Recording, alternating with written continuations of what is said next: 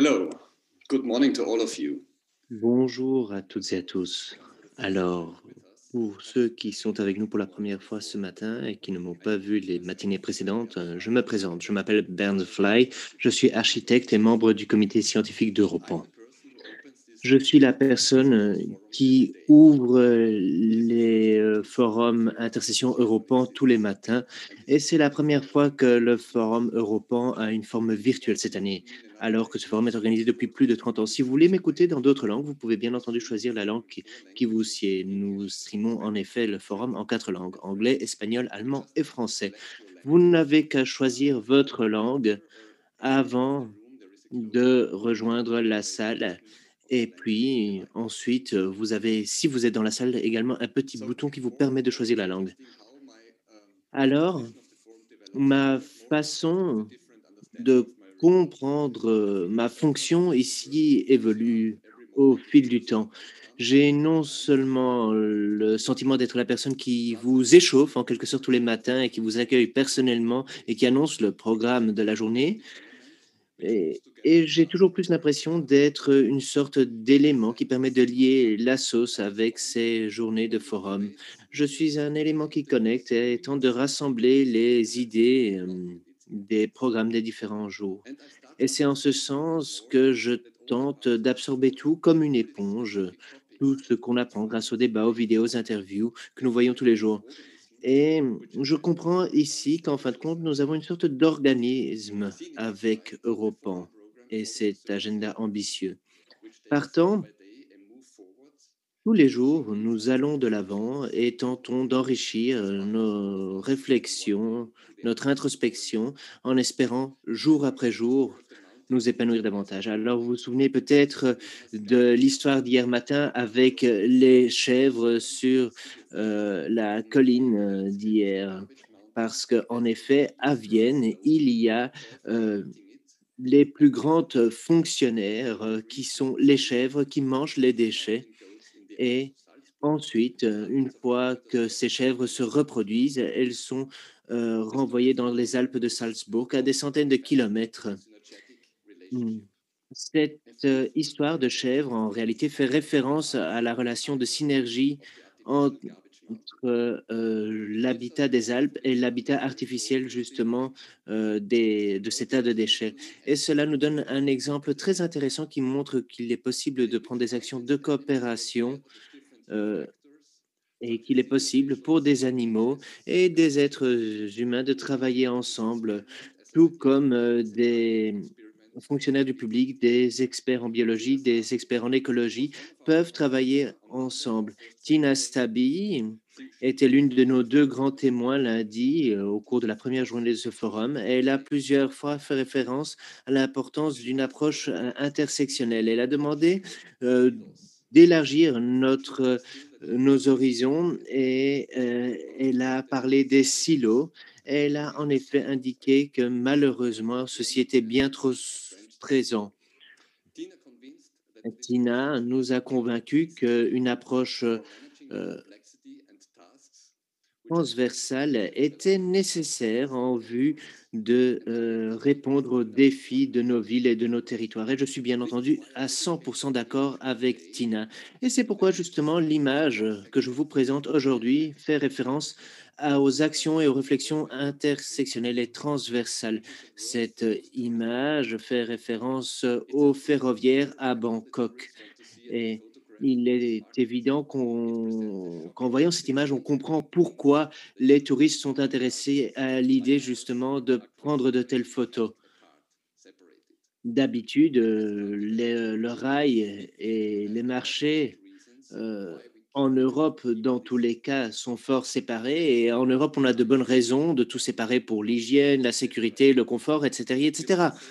Et on pourrait se dire qu'en temps de pandémie, avec le coronavirus, il y a toujours plus de séparation parce qu'il est important d'avoir des gestes barrières pour se protéger du virus. Mais avec plus de dynamique et en mesurant la distance, en identifiant les dangers, on peut avoir une approche plus résiliente. Et Ce marché que vous avez vu à Bangkok, bien entendu, est un marché où tout le monde est les uns sur les autres. Et à vrai dire, une approche telle que celle utilisée sur ce marché peut aider à paver une autre voie très intéressante. Et cette voie peut être très intéressante car elle permet de mettre en avant les productions locales. Et lorsqu'on réfléchit notamment à la distance que parcourent les aliments que nous consommons en Europe à la distance parcourue par ces aliments sur ce marché, on se voit qu'il y a une différence de milliers de kilomètres. Est-ce que vous avez jamais d'ailleurs calculé les kilomètres des aliments dans votre assiette? Moi, je dirais qu'on ne peut pas avoir d'aliments sains sans mobilité saine. Ensuite, la consommation de l'espace. Lorsqu'on réfléchit à la quantité d'aliments présents sur cet espace restreint et lorsqu'on réfléchit à la quantité de personnes qui passent par là, on se rend compte que l'occupation de l'espace est tout à fait modeste. Et dans notre culture à nous, on peut se dire que la consommation d'aliments euh, prend beaucoup plus d'espace qu'un tel marché. Et pourquoi? Eh bien, parce que chez nous, les trains vont très vite et partant, ils représentent des infrastructures territoriales qui ont besoin de routes, d'itinéraires bien tracés qui, justement, coupent des territoires et qui sont en dehors de la ville. Ensuite, troisième point, l'action collaborative. Le marché de Bangkok peut être considéré comme un projet pilote permettant de réfléchir à l'écologie de demain. Ce marché fonctionne parce que justement, il y a une certaine relation réciproque et qui permet à des univers de cohabiter et de travailler en différentes couches. La limite de la vitesse du train et l'espace limité de ce marché euh, fait qu'une certaine évolution permanente est possible sur le terrain. Il va sans dire qu'à l'échelon local du marché, bien, il y a un respect mutuel concernant l'échelle du train d'une part et du marché d'autre part. Et aujourd'hui, au quotidien, je dirais que dans notre culture, il manque cela. Et partant, il est important de mettre un terme au silotage de notre réflexion et de passer à une réflexion davantage transversale.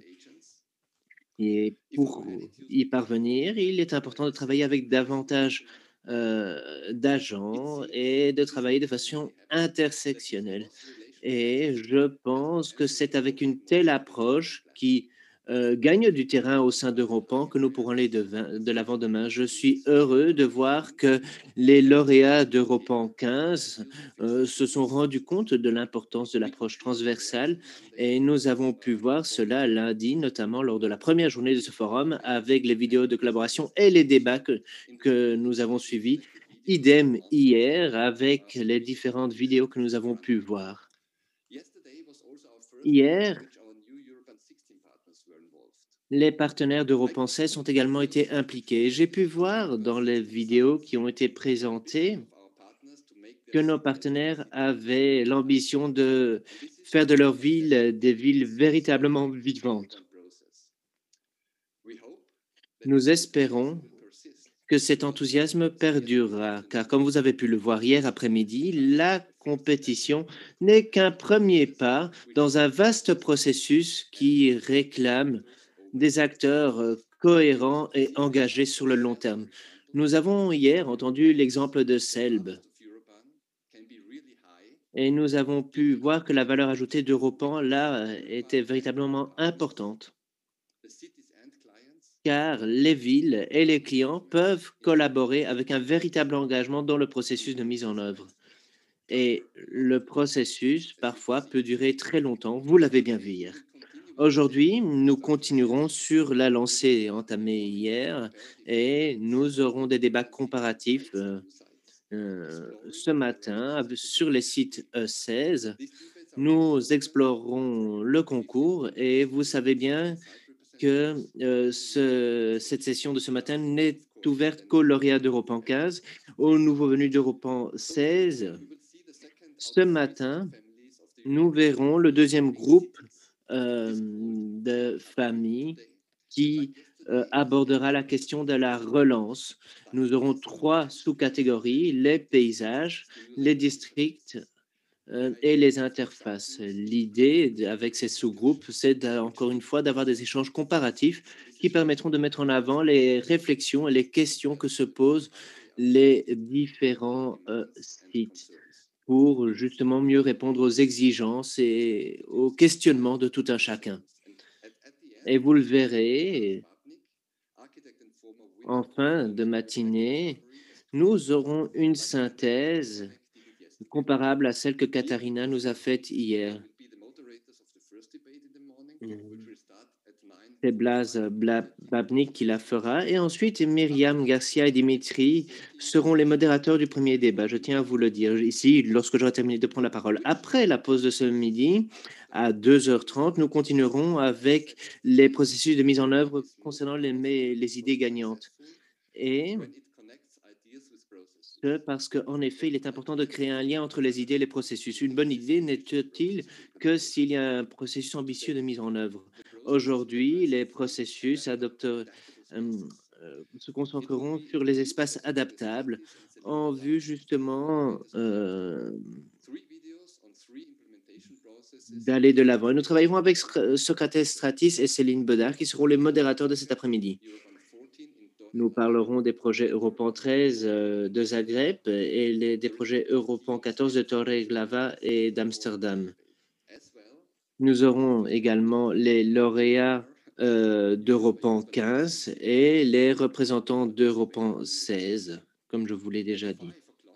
À 5 heures cet après-midi, nous continuerons à voir les vidéos présélectionnées qui mettront en avant les projets lauréats d'Europan 15. Aujourd'hui, nous verrons la seconde moitié des vidéos. Comme vous avez pu le voir hier, ces vidéos sont très intéressantes et Dimitri Soutser est un très bon modérateur qui pourra organiser de très bons échanges avec de belles équipes gagnantes qui ont fait de belles vidéos. Enfin, entre 6h30 et 7h ce soir, nous aurons un petit festival de 3 vidéos de micro-présentations ex-cathédrale avec différents experts qui réfléchiront au sujet de l'Europan 16. Enfin, je tiens encore une fois à vous remercier chaleureusement. Je ne vous vois pas, mais j'espère qu'il y a bon nombre de personnes qui sont ici présentes en train de suivre ce forum. Et enfin, passons au premier sujet, la relance.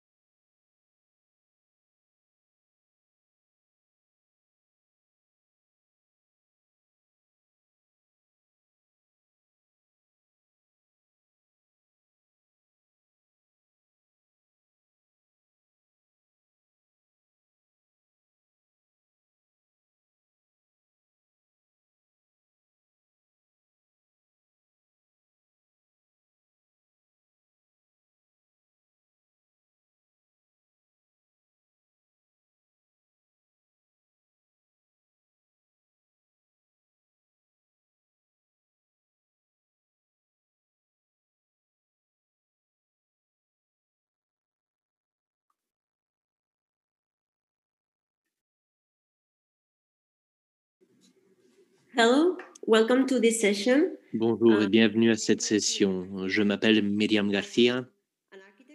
Je suis architecte paysagiste et designer urbaine. Je suis basé à Barcelone et également membre du comité scientifique d'Europan. Ce matin, nous allons parler du sujet de la relance et des paysages. Il s'agit d'un Allowing there to be compared and discussed on a sujet que nous allons aborder à l'échelle européenne grâce aux sites européens 15 et 16 ici présents. Nous parlerons de la résilience des différents sites et de la résilience, c'est transformer des éléments en tenant compte des différentes couches. Tout cela est possible car les sites offrent le potentiel d'intégrer de la biodiversité. Lorsque je parle de biodiversité, je parle d'éléments culturels et sociaux, de l'environnement, des éléments qui doivent être renforcés, intrinsèquement liés également pour améliorer la fonctionnalité et l'attractivité d'un site donné. Il est important de chercher des stratégies et des designs permettant de répondre aux vulnérabilités inhérentes à un site ainsi qu'au changement climatique, la ségrégation, l'obsolescence d'infrastructures et des bâtiments et bien d'autres défis. C'est très important. Et notre objectif principal ici aujourd'hui va être de partager des valeurs, des éléments et des agents qui doivent être pris en compte sur tous les sites pour atteindre de tels objectifs en vue d'améliorer un site. Maintenant, je vais donner la parole à mon collègue Dimitri. Dimitri, vous avez la parole. Oui, merci beaucoup. Bonjour à toutes et à tous. Merci d'être ici présent. Bienvenue à cette session. Je m'appelle Dimitri Suter. Je suis architecte et chercheur et également membre du comité technique d'Europan. Nous sommes chanceux d'avoir parmi nous 3 représentants de sites. Nous avons Gilles Namur de Grenoble, second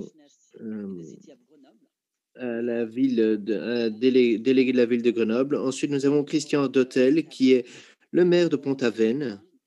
Et enfin, nous avons Julius Mumm de Schwabisch Gmund. Nous avons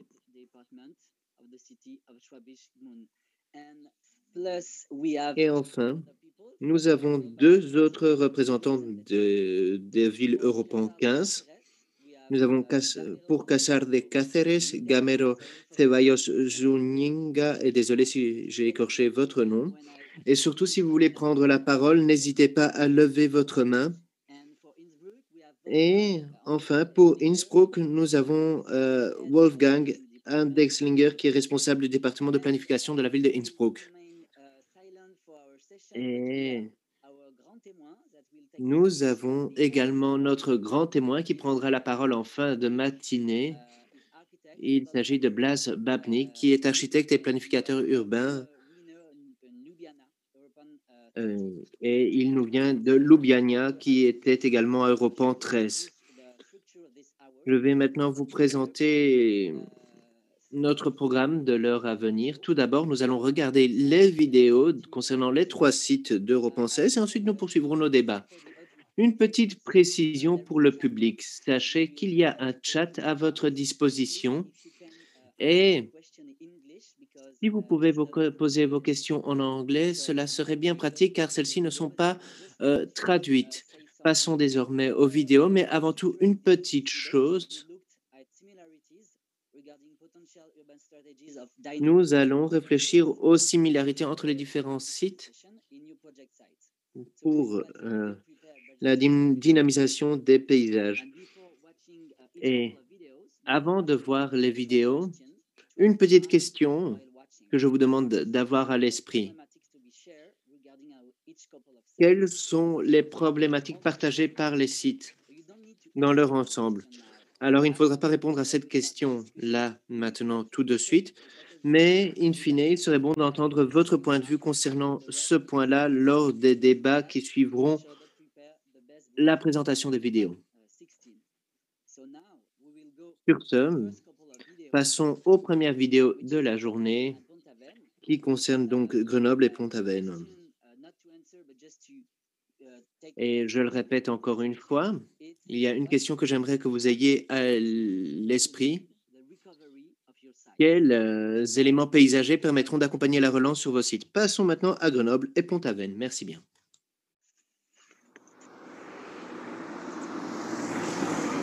Ça a été un lieu emblématique pour la candidature Capitale Verte et ça le sera pendant l'année 2022. D'abord parce qu'on est là dans ce mélange en fait pour Grenoble de notre environnement montagnard qui vient plonger dans la ville. On est là, c'est la pointe sud de la Chartreuse. Il y a toute l'histoire de Grenoble sur la Bastille. On arrive à Grenoble par la montagne. Alors on est arrivé à Grenoble hier, il vient bombarder prend la ville depuis la Bastille. Cette espèce de monumental édifice militaire, ces terrasses aménagées par l'homme. C'est un lieu de recherche et de découverte aussi, de partage, de médiation, un lieu culturel. Il y a 4 musées, un centre d'art, des activités également, une dimension populaire qui est très claire à la fois sur la marche mais évidemment avec le téléphérique. Donc il y a un mélange, un creuset là. Vous voyez les différentes vagues de population qui, au fur et à mesure de la journée, ceux qui viennent courir le matin, ceux qui font la balade de 10 heures parce qu'ils ont pris une journée ou parce qu'ils sont retraités, ceux qui viennent après avec les enfants le mercredi après-midi. Donc il y a une vie permanente et puis la vie nocturne qui est quand même riche aussi parce que quand on est jeune, c'est quand même un lieu de liberté et de fête qui est important. Donc on voit quand on passe du temps ici, on voit la diversité des usages.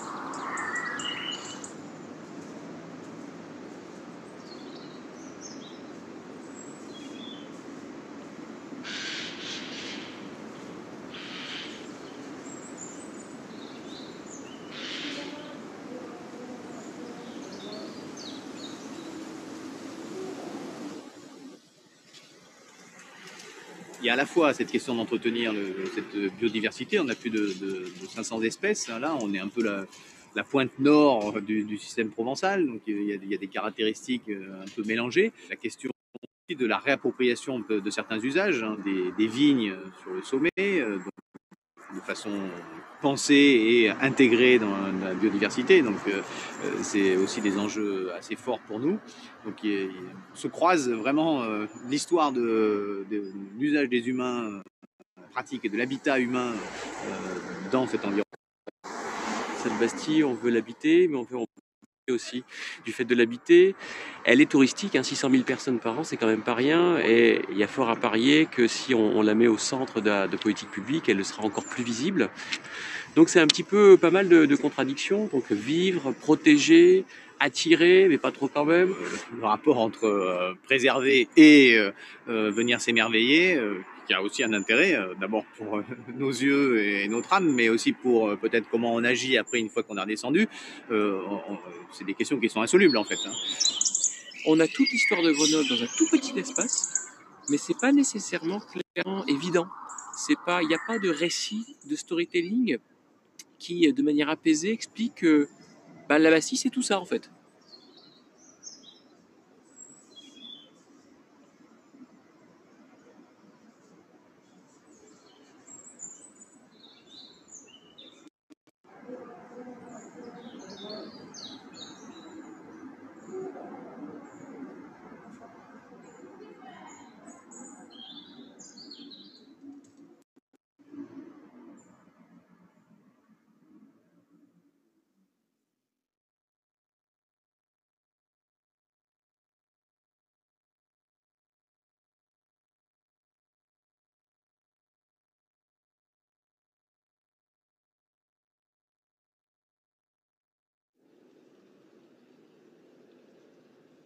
Ce projet à Pont-Aven, alors c'est un projet particulier, c'est une friche industrielle qui s'appelle la Belle Angèle et qui est une sorte de limite entre deux milieux, entre deux situations urbaines et entre deux arts.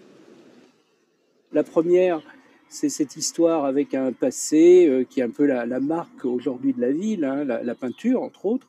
Et puis l'autre passé qui est le passé industriel.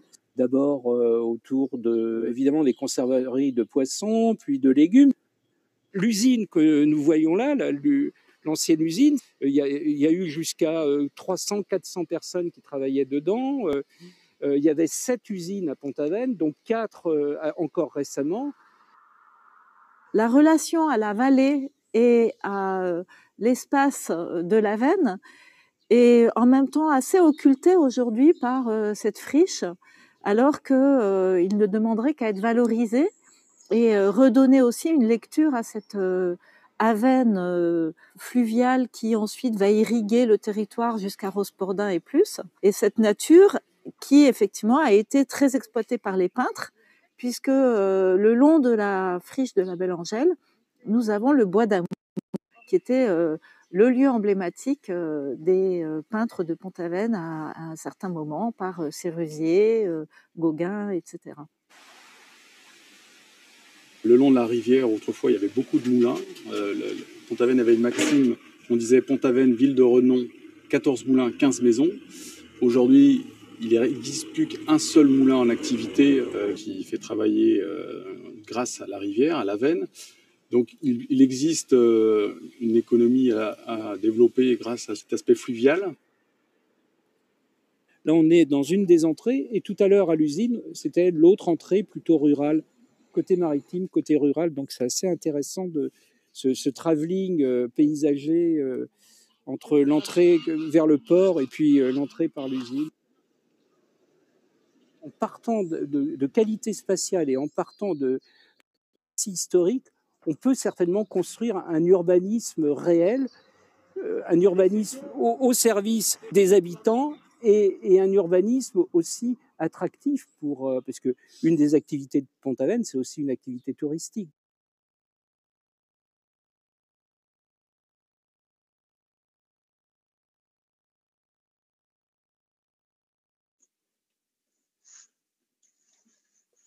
Okay, and finally, we will go to Schwabisch-Gmünd.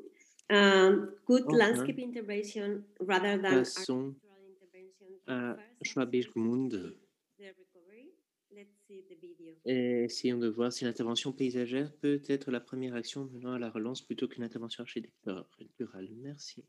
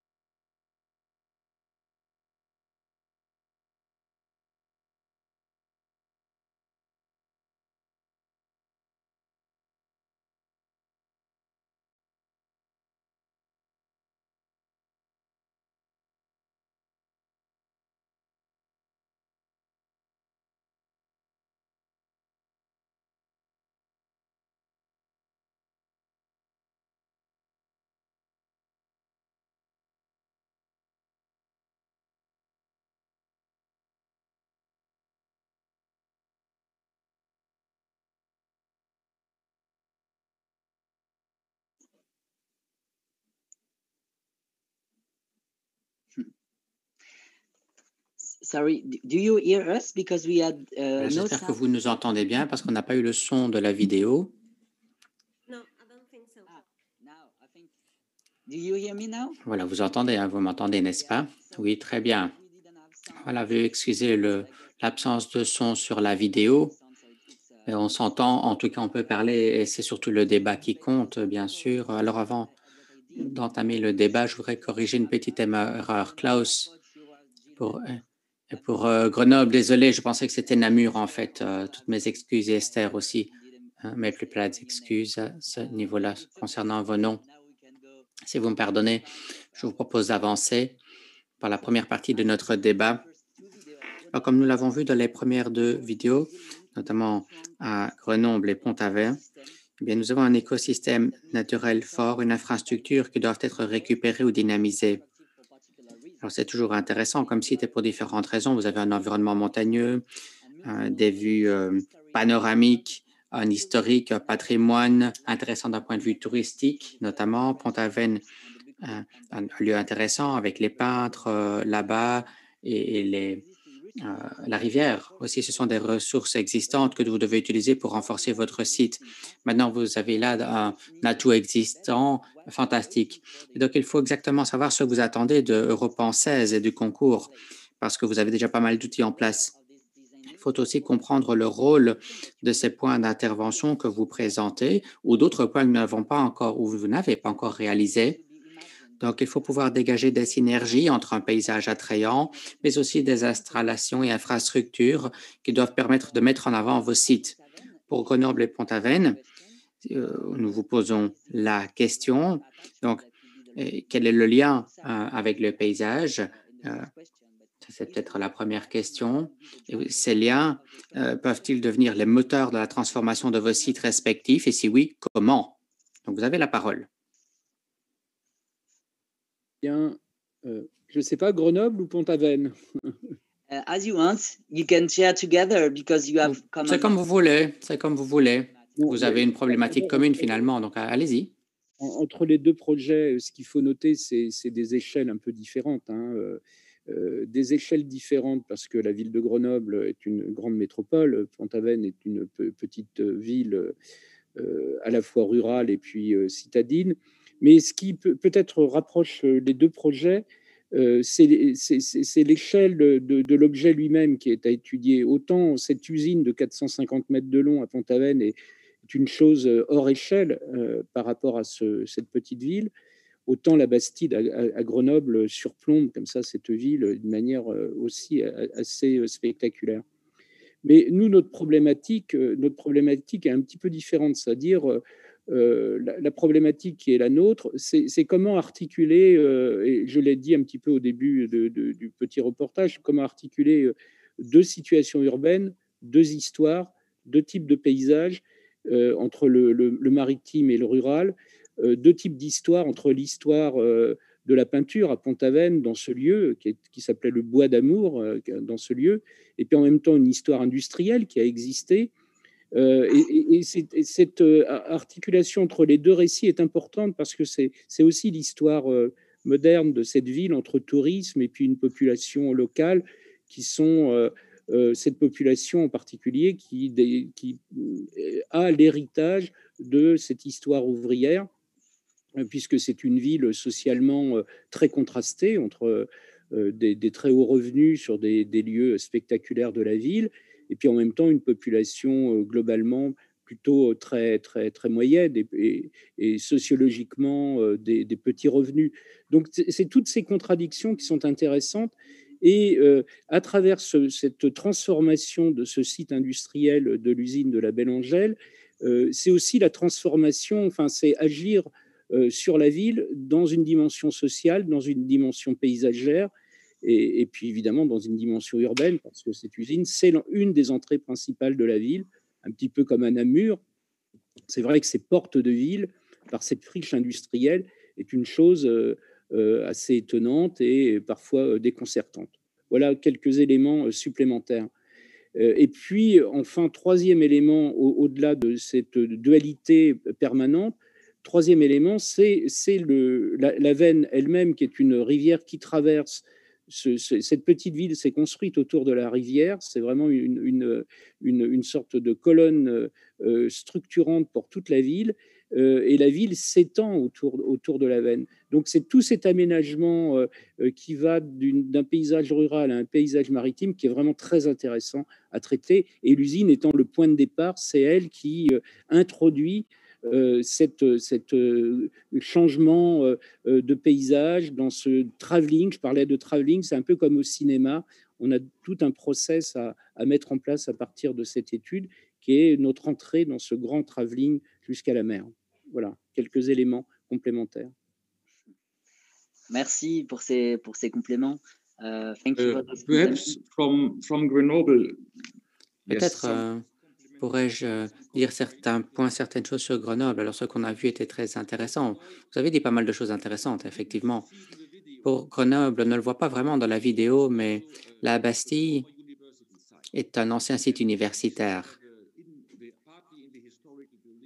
Il y en a encore des bâtiments historiques là-bas. Et là, ils sont quand même 80 mètres d'altitude au-dessus de la ville. Et l'université va quitter les lieux bientôt. Ils ont déjà quitté 2 bâtiments, en fait, qui sont en pleine ruine.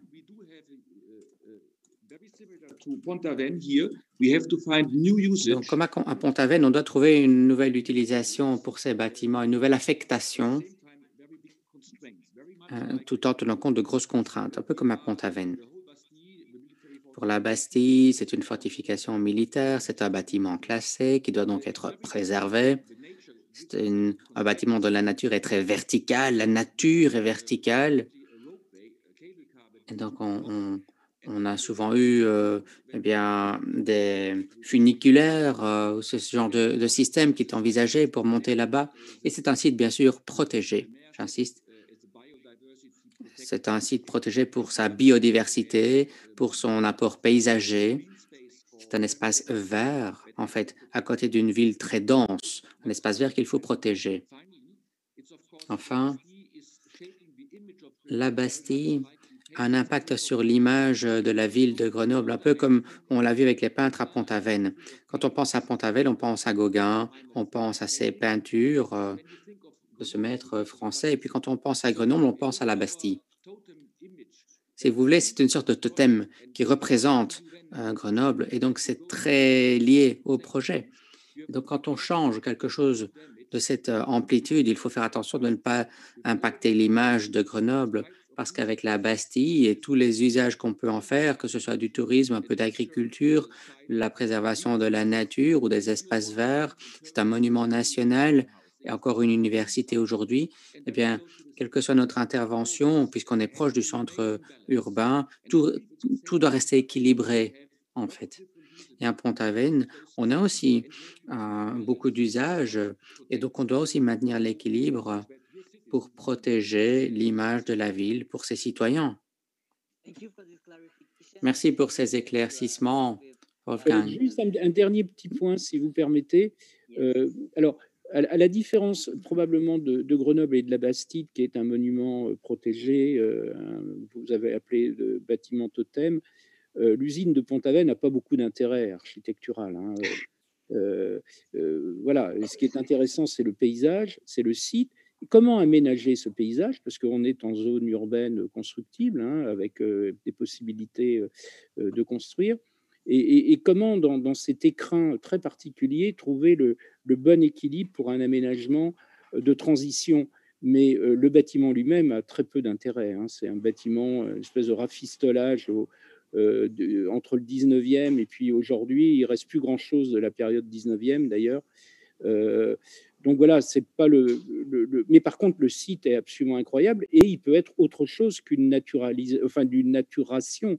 Ça peut être autre chose qu'un projet simplement de remise en nature. Ça peut être autre chose. Il peut avoir du construit, bien évidemment.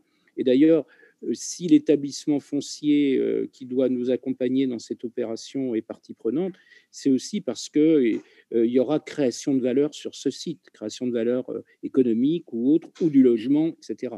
Donc, c'est très important comme élément.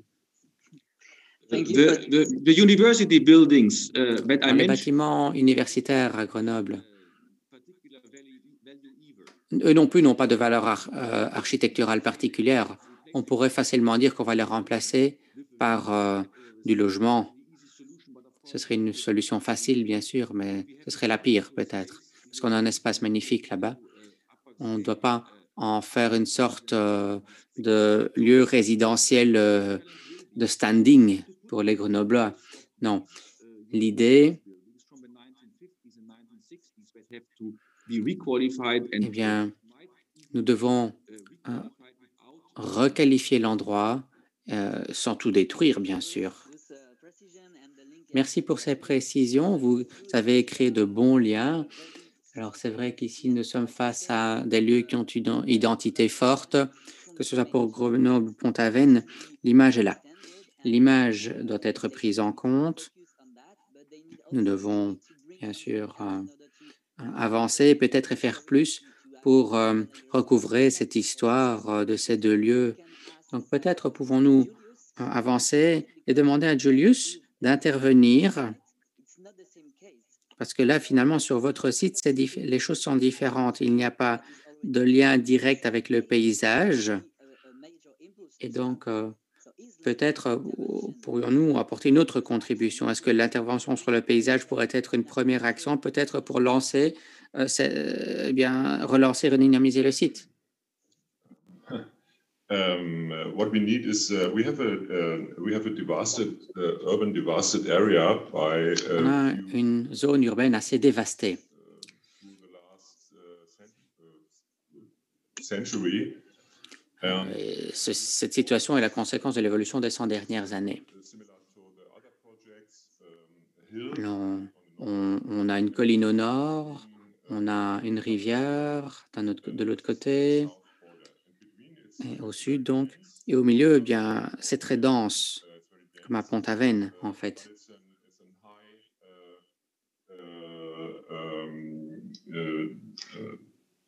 High frequented urban area. C'est une zone urbaine très fréquentée. En fait, il y a une structure, vous avez un tunnel, on l'a vu dans la vidéo. Et donc, on a une certaine orientation. On a une tendance à développer vers l'ouest, vers l'ancienne ville, vers l'accès ouest occidental de la ville. Donc là, on doit construire ou concevoir un concept qui sera neuf, qui sera atypique. Nous devrons mettre en place une architecture très caractéristique qui tient compte de ces orientations.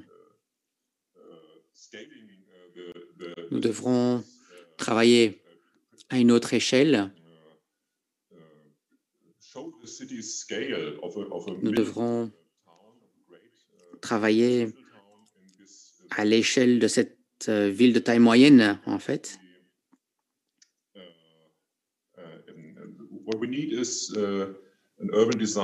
Finalement, ce qu'il nous faut là-bas, ce ne sont pas des boîtes, des cubes, mais bien quelque chose de caractéristique en tant qu'architecture, quelque chose de différent, pour générer aussi un espace urbain ouvert, par exemple.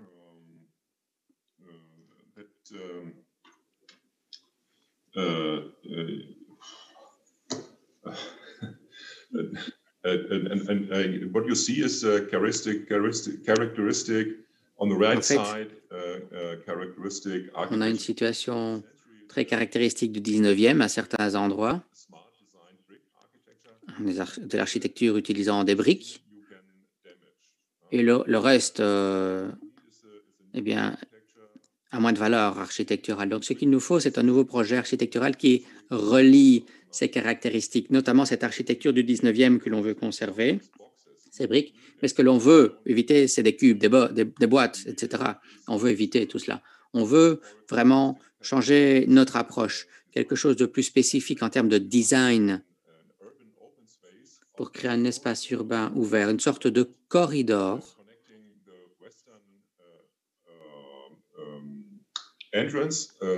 qui va relier l'accès ouest à la ville.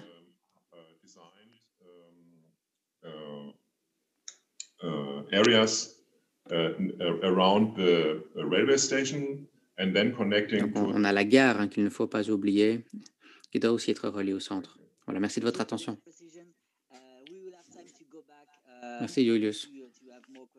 On aura le temps de revenir vers vous tout à l'heure en cas de questions.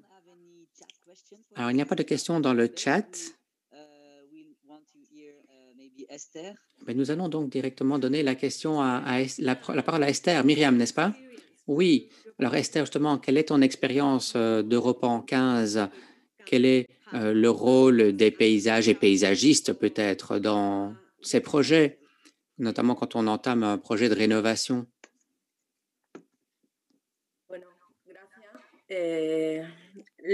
Merci. Alors, j'ai pris plusieurs notes. J'ai pris des notes.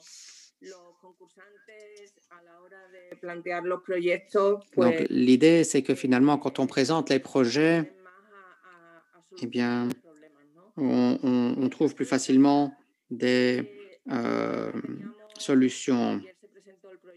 Pour Casar de Caceres, par exemple, c'est vrai que bon, vous connaissez le projet. Et là, on a mis l'accent sur le lien entre population et paysage. En fait, quand on parle d'espace public, quand on parle de paysage, mais vous savez, il y a toujours deux aspects que l'on doit prendre en compte.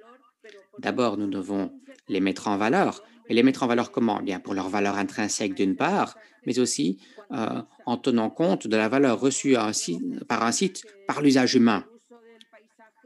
L'utilisation d'un paysage ne doit pas être quelque chose de négatif. En fait, l'humain peut utiliser un paysage de manière favorable pour le dit paysage. Non, le paysage, ce n'est pas une peinture qui ne va pas évoluer. Le paysage évolue. Et donc, je pense que avec notre expérience dans la région d'Extrémadure, en Espagne, dans le cadre d'Europan 15 notamment, et il faut dire que nous avons participé à des éditions antérieures d'Europan également, eh bien chez nous, et nous participons notamment à Europan 16, qui sera présent, on nous présentera un projet tout à l'heure, mais eh bien pour vos travaux, il faut savoir quelles problématiques vous souhaitez résoudre. Alors, le comité national nous pose toujours une question. Qu'attendez-vous du concours? Qu'attendez-vous du concours, nous demande-t-il. Quelle est la véritable problématique que vous voulez résoudre dans le cadre du concours? Bien, justement, nous, dans le cadre du concours, nous voulons résoudre une problématique. Donc, nous répondons à la question par une réponse générale. Et finalement, là, on a une autre question à poser, c'est-à-dire, quel est l'impact sur les relations? Parce qu'un paysage n'est pas qu'un simple paysage. Un paysage est lié à des personnes, à une ville. Un paysage est dynamique. Et nous devons tenir compte des aspects territoriaux, pas simplement d'une ville. Vous avez un paysage qui a une valeur intrinsèque, un paysage qui donne une certaine valeur à tout le territoire qui l'entoure, finalement. Vous savez, le paysage, que ce soit même un espace public ou une ville, eh bien, tout le monde utilise le paysage. Ce sont des questions difficiles à identifier dans un concours tel que celui-ci. On ne sait pas s'il faut apporter beaucoup de détails, si ce sera utile par les concurrents ou pas. On a tendance à parfois apporter beaucoup de détails dans la définition initiale. Peut-être est-ce contre-productif. Et donc, cela a un impact sur la réponse. Et finalement, si on a trop de détails, il est difficile d'adapter. Il est difficile pour le concurrent de s'adapter. S'il a trop de détails, il va se limiter à tous ces détails. Il y aura moins de flexibilité. Et donc, finalement, quand nous soumettons des sites, il ne faut pas non plus soumettre un site avec une idée déjà préconçue de la solution. Donc, il faut rester ouvert. Donc, il faut vraiment travailler en amont pour savoir quelles problématiques nous voulons résoudre. C'est ce que nous devons faire quand nous soumettons un site. Ensuite, nous devons déterminer si nous avons des compétences directes sur le site ou pas. Dans notre cas, bien, nous sommes une autorité régionale. Nous avons une compétence indirecte, pour le dire ainsi, sur ce territoire. Voilà, j'espère que ces explications étaient claires. Merci de votre attention. Merci, Esther.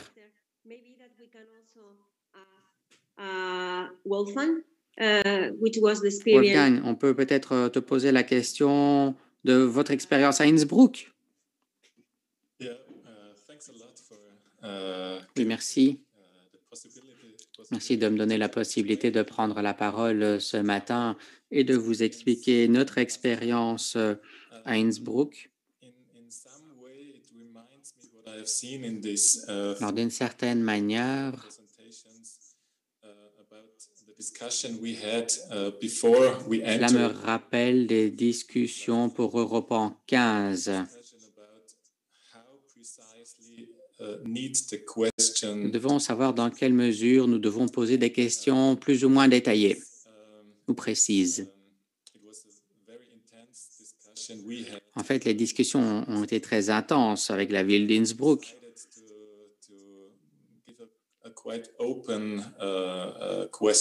Nous avons décidé de poser une question très ouverte aux équipes d'architectes. En fait, il y a un endroit dans la ville, c'est un très bel endroit que nous voulons utiliser pour créer un nouvel espace. Nous avons cherché de nouveaux usages, de nouvelles fonctions pour ce site. Donc, la question que nous avons posée aux auteurs du projet, c'était « Que convient-il de faire pour ce projet ?» Alors, il y a eu 2 équipes lauréates, pas une, 2 cette fois-ci, et ça a été utile pour avancer dans les discussions sur l'année écoulée, notamment au niveau politique. C'était utile de pouvoir discuter avec les politiciens et autres acteurs pour voir un peu comment on va faire évoluer le site pour les prochaines années. Donc, ce projet Europan 15 a été très utile. Il l'est toujours aujourd'hui, d'ailleurs, dans nos discussions. Maintenant, nous savons clairement où nous devons aller. Et tous ces projets que nous avons reçus dans le cadre du concours nous ont permis d'avancer. Maintenant, pour ce qui est de Grenoble, par exemple,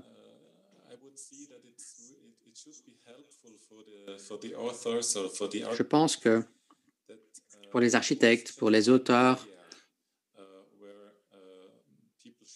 bien, il serait utile d'être un peu plus précis, en fait, notamment concernant le site.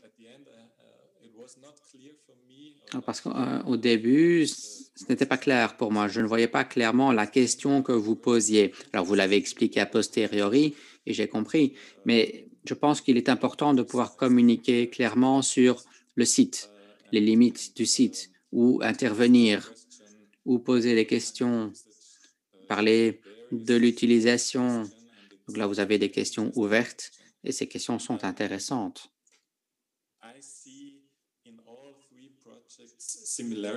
Alors, je vois des similarités, des similitudes, en fait, entre les projets.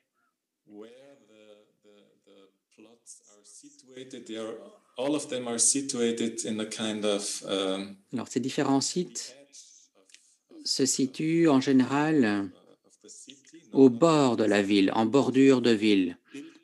En tout cas, en bordure de bâti, entre le bâti et le paysage, si vous voulez.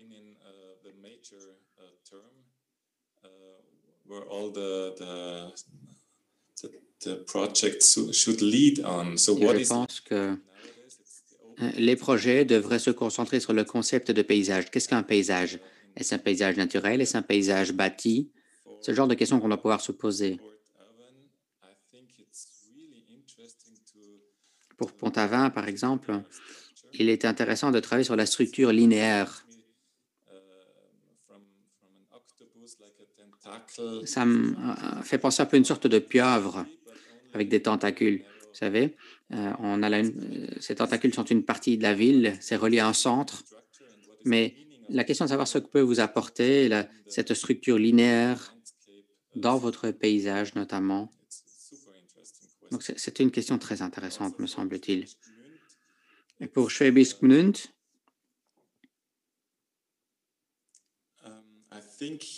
it's also in this area where the plot is situated. It's part of the city, but it's not part. Également, le le terrain est sur la ville, mais pas dans l'espace de vie de la ville. Donc, comment cela a-t-il un impact sur la ville, sur la vie sociale, etc. Et aussi, qu'en est-il du paysage, l'impact paysager? On peut vraiment poser des questions très précises là-bas. En fait, il faut que les questions trouvent réponse facilement chez les architectes. Et donc, si la question reste ouverte, ça permet la discussion. Donc, la dernière question qu'on pourrait se poser, c'est de savoir où pourraient nous mener les projets européens. Si on réalise le projet, où va-t-on? Et ça, il faut avoir une idée quand même assez claire en tête. Ou alors, comme pour Innsbruck, on avait posé une question. C'était une question ouverte.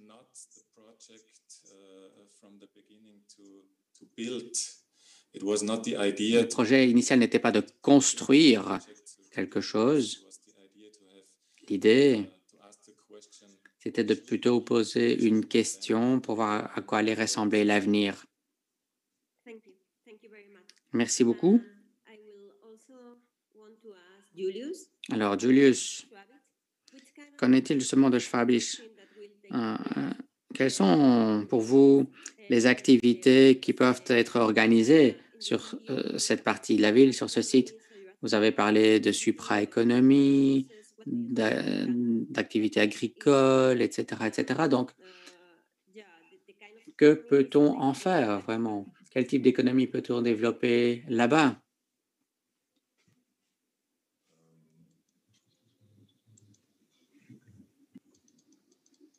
Okay, can you hear me?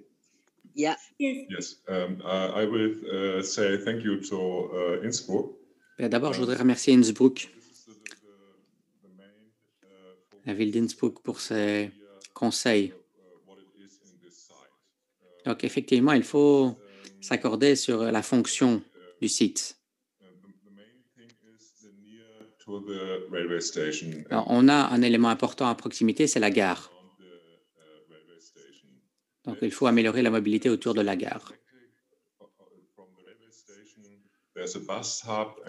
À côté de la gare, il y a aussi une gare des bus, une gare routière.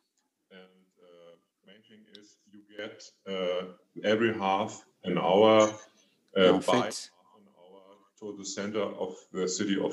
toutes les demi-heures, il y a des bus qui vont jusqu'à la ville de Stuttgart ou des trains.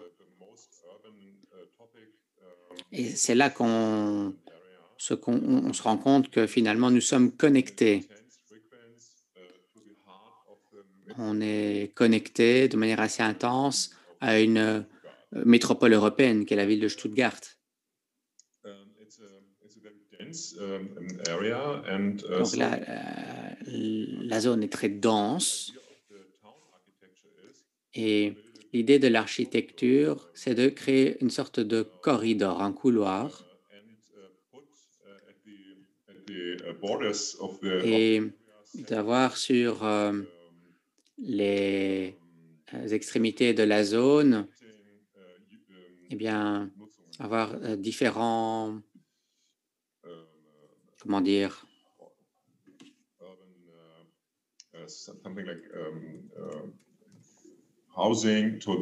différentes fonctions du logement qui vont vers la rivière, vers le sud.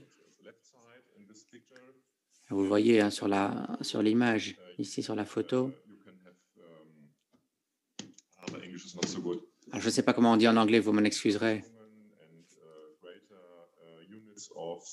Vous avez en fait la possibilité de développer des unités, des bureaux, voilà, c'est ça que je voulais dire, des bureaux.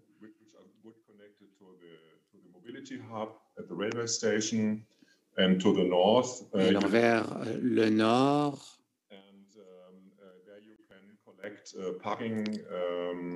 eh bien, on peut créer des parkings. On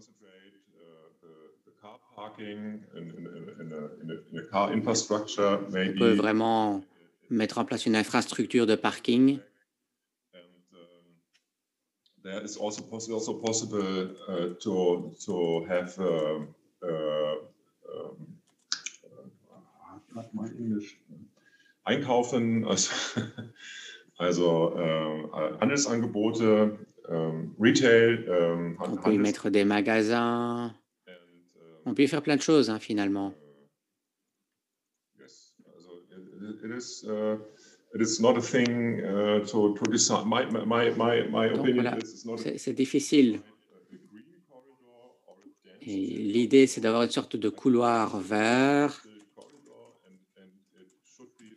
a striped structure. Donc, il faut pouvoir mettre en place une structure vers le nord, vers la gare, avec les principaux axes routiers, avec l'espace urbain, avec un nouveau concept d'architecture, un nouveau type de design, avec une rivière couverte même. Donc là, il faut pouvoir vraiment travailler sur l'amélioration des fonctions. Thank you very much. Thank you very much for this complete answer. Alors, I guess merci now beaucoup pour cette will ask you réponse a last question. exhaustive. Nous allons maintenant vous poser une dernière question à toutes et tous concernant donc le lien avec le processus pour savoir comment entamer donc cela sur votre site. Donc pour vous, les questions climatiques, la neige à Grenoble, les inondations à Pont-d'Aven, etc. Comment tout cela peut servir de tremplin au processus transformatif sur vos sites? Alors, qui souhaite prendre la parole en premier lieu? Allez-y, je vous en prie. Bah, écoutez, moi, je veux bien répondre à ces questions. Pour nous, ça a été très bien exprimé tout à l'heure. Moi, je ne veux pas en dire trop parce qu'effectivement, je pense qu'il faut très peu définir ce qu'on attend. Par contre, être très attaché à un processus. Alors, ville vivante, qu'est-ce que ça veut dire? Ça veut dire qu'on doit, à partir de ce site, générer une dynamique qui est à la fois une dynamique sociale pour les habitants, parce que je pense que le cœur de Pont-Aven est vraiment un cœur touristique. On veut utiliser ce site-là pour redynamiser une vie sociale. Il y a certainement beaucoup de propositions qui peuvent être faites, de régénérer aussi notre lien à un paysage qui là, évidemment, on n'a pas constitué qu'une fracture, parce que, comme l'exprimait très bien tout à l'heure Esther Gamero, le paysage a une dimension vivante, une dimension, on intervient dans le paysage, on n'est pas simplement dans une contemplation. Donc on veut garder cette capacité à générer en tous les cas une activité et toujours en lien avec la délicatesse de ce paysage très proche.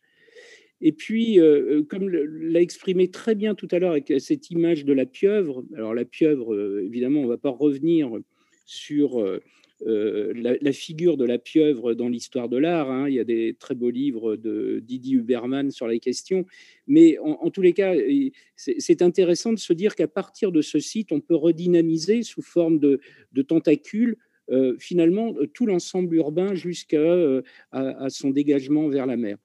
Donc voilà, on ne veut pas trop définir ce qu'on attend. En tous les cas, pour nous, c'est un lieu de régénération. Ce n'est pas un lieu figé, c'est un lieu qui doit créer une dynamique sociale au service des habitants de Pont-Aven et pas simplement des touristes. Et puis enfin, c'est un lieu qui peut agir sur la structure urbaine, sur cette image de la pieuvre que j'apprécie beaucoup et que je m'approprie. Merci beaucoup. Thank you very much. Yeah, we have a very Merci beaucoup à vous. Alors, il nous reste très peu de temps. Alors, si quelqu'un veut ajouter quelque chose, oui, moi, je serai très bref. Car c'est une très bonne question, la question du changement climatique et s'adapter à ce dernier. Alors, il est évident que la nature et les paysages sont menacés, sous pression, tout du moins. Et nous sommes tout à fait d'accord avec ce qui a été dit par l'extrémature. Il faut renforcer la résilience avec la biodiversité et introduire notamment des choses telles que l'agriculture urbaine dans une économie circulaire. Et nous sommes très intéressés par cela chez nous. Ensuite, pour ce qui est des bâtiments, les bâtiments sont là et les remplacer par des bâtiments non passifs ou non performants, ce n'est pas prendre en considération le changement climatique. Et donc, là, on parle directement de notre image. Et donc, il est important de réfléchir aux bâtiments et il est important de réfléchir à l'économie zéro carbone de demain et de réfléchir aux bâtiments existants déjà. Ensuite, également à l'urbanisme que nous souhaitons développer. Enfin, la mobilité. Nous voudrions pour la mobilité que la Bastille, qui aujourd'hui est presque libérée, délivrée de voitures, le demeure. Nous voulons adapter la mobilité au changement climatique et il serait bon dans notre projet pour la Bastille d'avoir ce modèle avec un premier maire écolo, justement, de continuer en ce sens. Voilà, d'accord, merci beaucoup. Alors, je pense que je pense qu'il est temps de passer aux conclusions. Oui, désolé, il nous reste très peu de temps. Alors, je vous remercie à toutes et tous pour vos apports ce matin. Je tiens également à remercier les interprètes, dit Madame. Merci beaucoup, Madame. Et aujourd'hui, ces sites qui se concentrent sur la thématique de la relance et de la dynamisation des paysages, on aura compris qu'il est important de réfléchir aux structures existantes. On a vu l'importance également des espaces flexibles. On a vu cela notamment à Grenoble. Nous avons vu également que la flexibilité impliquait une certaine diversité. On a parlé également de l'importance du patrimoine culturel, mais également des valeurs intangibles, notamment pour Grenoble et Pont-Aven. Ce sont des points très importants qui peuvent être aider à la transformation, à la relance. Enfin, nous avons entendu qu'il était important de réfléchir aux nouveaux usages, aux nouvelles activités, à l'économie et à la relation entre, disons, toutes ces zones entre la nature et la ville, comme pour la ville de Schwäbisch. Donc voilà, merci beaucoup à tous et tous. Cette discussion a été très enrichissante. Je vous souhaite bonne chance avec vos projets. Merci bien. Au revoir.